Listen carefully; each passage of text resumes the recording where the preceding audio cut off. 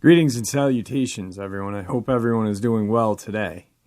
Today I have a terrifying encounter to share with you. I also have a little bit of information that I want to share with you that proves our government, even the lower levels of our government, know that the Dogman and Sasquatch exist. Also, the picture in the thumb tonight is definitely from B. Moss. I apologize for not putting it up last night. I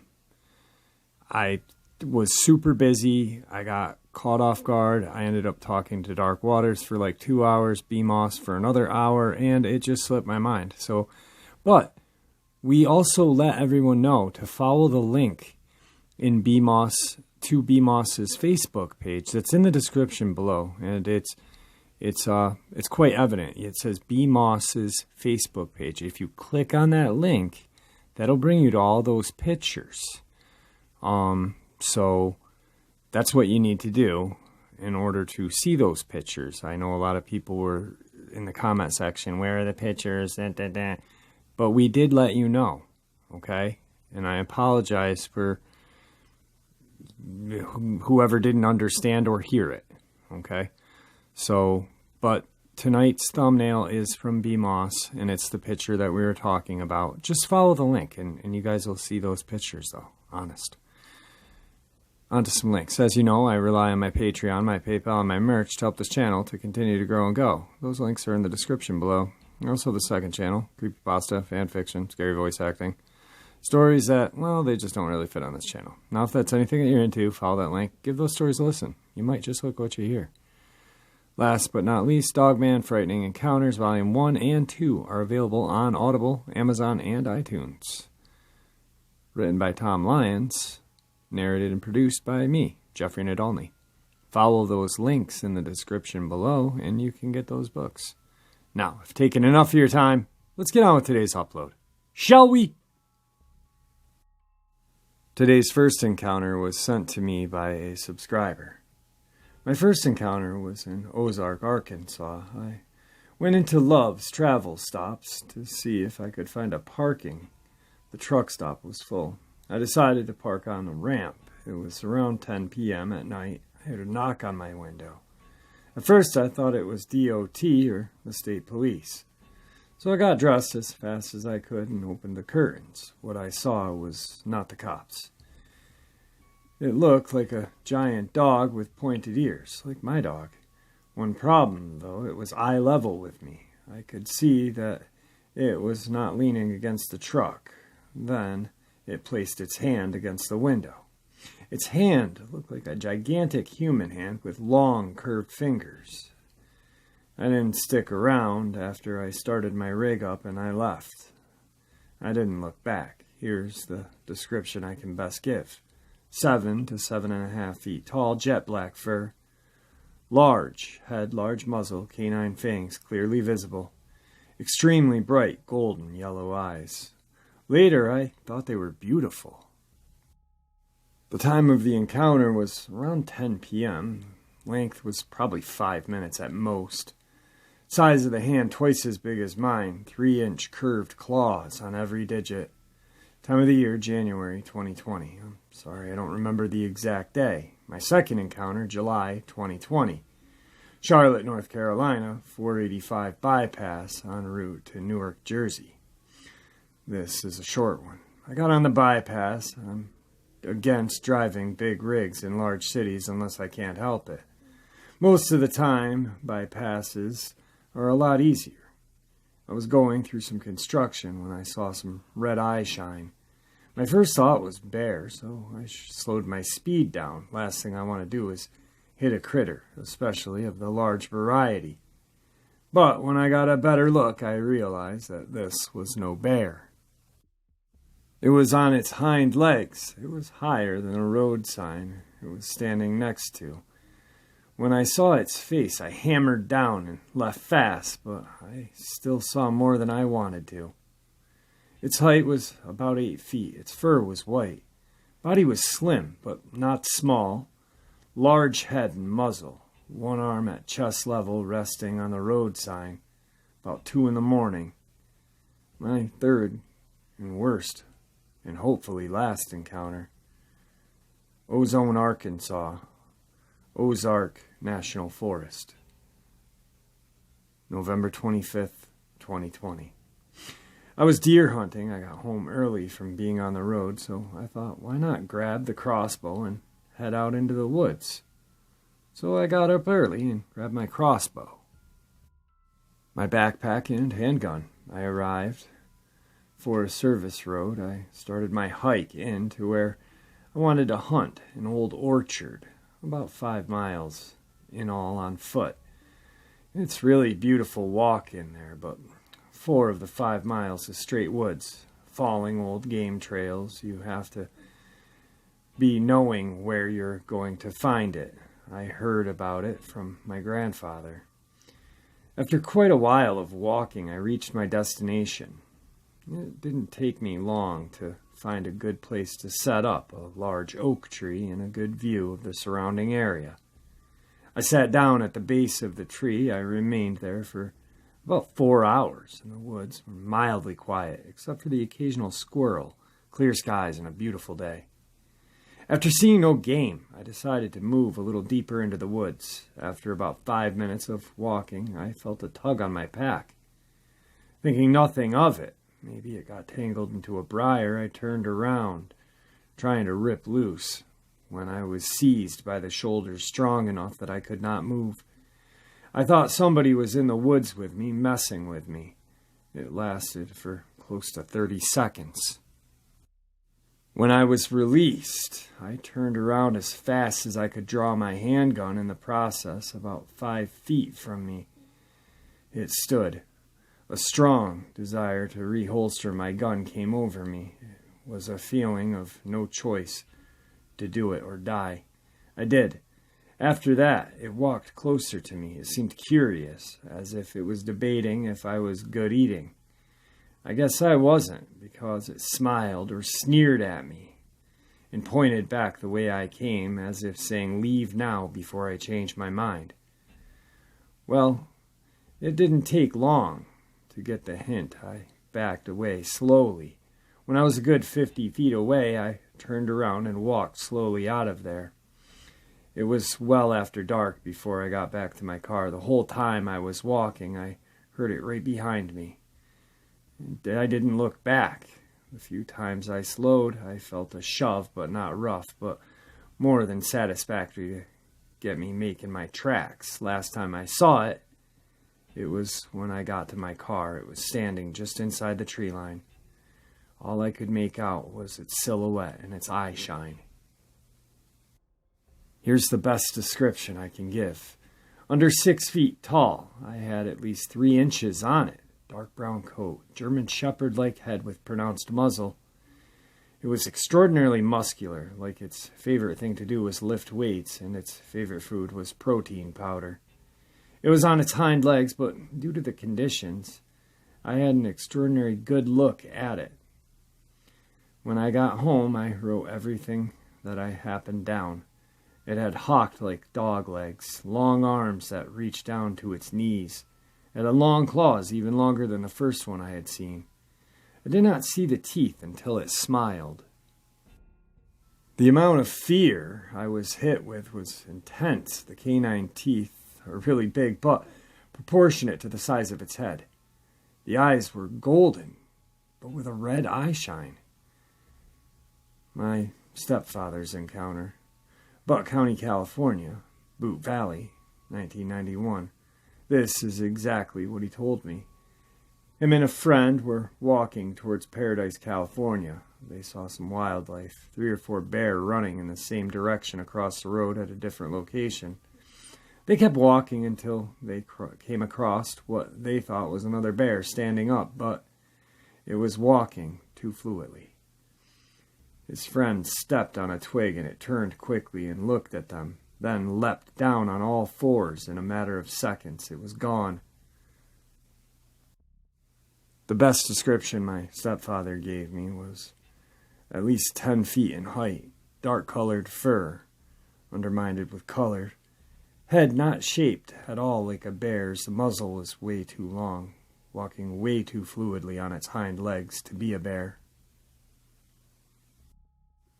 Now this is something that I stumbled on, and it was very interesting, because I really started putting the pieces of the puzzle together, and I was like, this is amazing. Even the lower levels of government know that these exist. So just follow along and put the pieces of the puzzle together with me, and you'll see why I wanted to share this. Johnson City, Tennessee, Republican Ashley Nicholas is the only woman in a 7-way primary race to fill the congressional seat held by one family for 5 decades. She also the only military pilot in the race, running against a litany of odds, including the strong possibility that she would lose to a popular career politician who hunts Bigfoot and made it easier for Tennesseans to eat their roadkill. Not kidding. Nicholas and I had sat down on Wednesday at the Yeehaw Brewing Company and talked about her decision to seek the 2nd congressional district seat long held by retiring Representative John Duncan, and before that his father. Last December she was in Washington on her daughter's 7th grade class trip, during which the group visited one of her state representatives. She won't say which one. Nicholas asked a question and got an answer that made her mad. Her query: in the light of Congress' inability to pass a budget and its determinate effect on our military, do you think you'd be able to pass a budget before the continuing resolution ends? His reply was that the military has everything it needs, and that the Pentagon has sold the American people a bill of goods. He might as well have said, "Don't worry your pretty head, young lady." At this, Nicholas stepped forward, extended her right hand, and said, "I am Lieutenant Colonel Ashley Nicholas. I fly a 57 aircraft, and some of our enlisted men and women live below poverty. Yes or no? Can you pass a continuing resolution?" It was at that moment, for our meeting, Nicholas arrived punctually with 2 unpaid staff members wearing navy blue dress and a single strand of white pearls and medium heels. She resembled a flight attendant. She once was en route to becoming a military pilot. Already a trained pilot, and having initially been turned down by the Tennessee National Air Guard, remember that, because they felt that she couldn't handle the physical demands, she took an airline job at her father's urging. Also a pilot, he told her to get to know the pilots who often serve in the Guard, and take any Guard pilot job she could. When the New York National Air Guard had an opening, Nicholas applied. "Yeah, we need a chick," she says. She was told. "You'd be quota." Finally, an officer said, "Go to a bar tonight, drink, don't make an ass of yourself, and you'll be hired in the morning." Okay, so that right there, just Air National Guard. This is where other things fit, okay? Where it became very interesting to me was this interesting article. Legends of Bigfoot go back beyond recorded history and cover the world. In North America, and particularly the Northwest, you hear tales of 7-foot-tall hairy men stalking the woods, occasionally scaring campers, lumberjacks, hikers, and the like. Bigfoot is known by many titles with many different cultures, although the name Bigfoot is generally attributed to the mountainous western region of North America. Common name Sasquatch comes from the Salish Sasquatch, while the Algonquin of the north central region of the continent refer to it as Witeco or Wendigo. Ah ha ha! Just kidding, hang on. Other nations tell of a large creature, much like a man, that embodied with special powers and characteristics. The Ojibwe of the northern plains believed the Roguro appeared in times of danger, and other nations appeared, and hairy apparition was a messenger of warning, telling man to change his ways. North American settlers started reporting sightings during the 1800s into the 1900s, occasionally finding footprints. Sporadic encounters, and even a few grainy photos and videos added to the mystery. Those who claim to have seen Bigfoot have described everything from large upright ape to an actual hairy human, sometimes standing over 8 feet tall and described as powerfully built. The debate and research continues. Entire organizations exist to the study and documentation of Bigfoot to prove its existence. And groups regularly research Northwest woods looking for ultimate proof. In one very sense, however, Bigfoot does exist. The Western Air Defense Sector Washington Air National Guard adopted a mascot of Bigfoot and operates 24 hours a day, 7 days a week, monitoring the skies of nearly 73% of the United States and Canada. Just like Bigfoot of the legend, the sector is rarely seen and rarely heard. But rest assured, it continues to observe and, if necessary, serve as a messenger of warning. Okay, so she's in the National Guard. The National Guard adopted Bigfoot as their mascot in Washington state. But all National Guards talk, so she is aware of that. Very interesting. Kind of ties in together. This is who she ran against. Traffic lined Clinton Highway, and ununiformed officers were on hand to direct traffic last Friday night, when well over 1,000 people came to Powell Auction to ring in the proclamation of the official Knox County Bigfoot Day. After a brief ceremony, Knox County Mayor Tim Burchett and the cast of Animal Planet Finding Bigfoot greeted fans, signed autographs, and posed for pictures. People all across Tennessee and at least 5 surrounding states, including Kentucky, North Carolina, South Carolina, Georgia, and Alabama, turned out for the event. One family attendant flew in from northeastern state to be part of the event. Matt Moneymaker, Jesse Bobo Fay, Cliff Barackman, and Renee Holland, stars of the hit series, graciously greeted them for well over 2 hours. So, this was a celebration of the annual now Bigfoot Days in Tennessee. And these two, I just found it very interesting that these two people ran against each other in Tennessee for a seat. And Bigfoot is ultimately the connection. I mean, maybe I'm being a conspiracy theorist on this one, but it's pretty interesting because she's Air National Guard, Washington State Air National Guard adopted the mascot of Sasquatch. They both live in Tennessee, and he is a Bigfoot hunter / researcher. See what I'm saying? Anyway, sorry for the mess up on tonight's reading. I actually had an amazing interview today, and I'm releasing it tomorrow with Claudia Ackley. What a amazing woman. What an amazing interview. She has really dedicated the last couple of years to Bigfoot research, Bigfoot study, proving that they exist with her lawsuit against California Wildlife Division. She has met many people, Bob Yeoman, Adam Davies, and just to mention a few, and Josh Gates. And if you don't know who he is, honestly, look Josh Gates and Adam Davies up. Everyone knows who Gilman is because of the amazing video that he filmed years and years ago. Anyway, it was an amazing interview. I really cannot wait to share it with you guys tomorrow for New Year's Eve. she's actually reaching out to Mr. Gelman, and